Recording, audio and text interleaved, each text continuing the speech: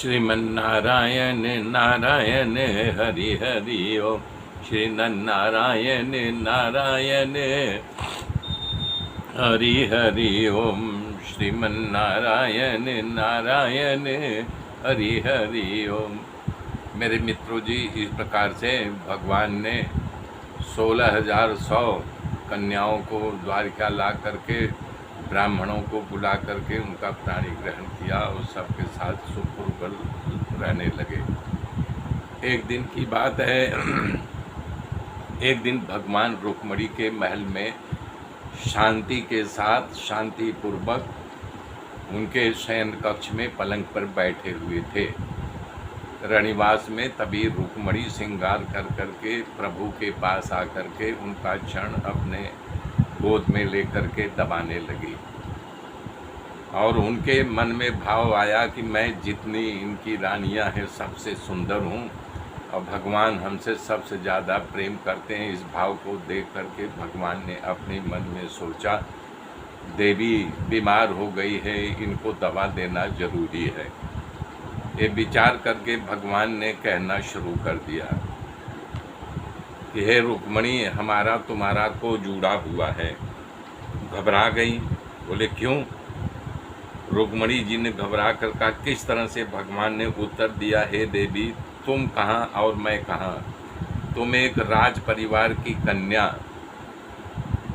और यानी कि मैं एक ग्वाला, तो ये कुजोड़ा हुआ ना। तुम कितनी सुंदर और मैं काला कलूटा गाय चराने वाला। कहाँ तुम महल में रहने वाली, कहाँ मैं झोपड़ों में वास करने वाला।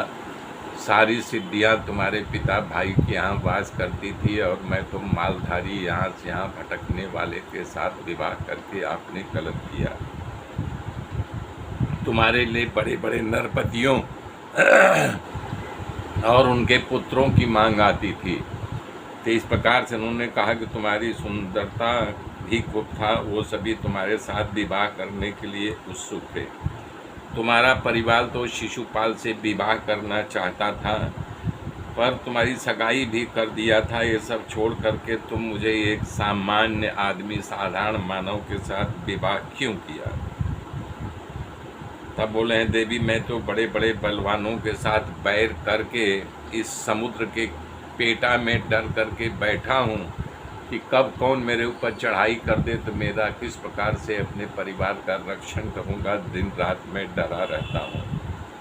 ये किसी को पता नहीं है कि मेरे अंदर में क्या चल रहा, मैं क्या चाहता हूँ। इसके उपरांत भी मैं क्या करूँगा? दूसरे पुरुषों के साथ विनय बता करके स्त्रियों के रिझाने की कला भी मेरे अंतर नहीं है कि मैं स्त्रियों को विनय दिखा करके प्रेम प्रणय करके उनको अपने वश में करूं। और किस तरह से सुखी हो सकती है? हमारे पास कुछ देने के लिए नहीं है। ये अन्न किस प्रकार से मिल रहा है वो तो मैं भी जानता हूँ।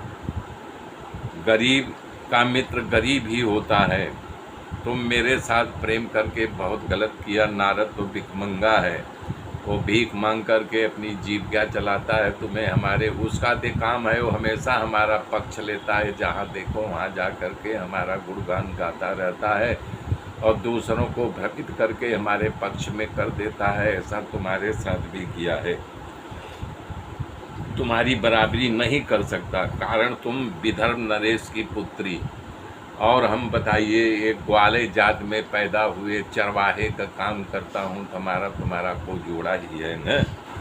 मैं तुम्हारी बराबरी कैसे कर सकता हूँ?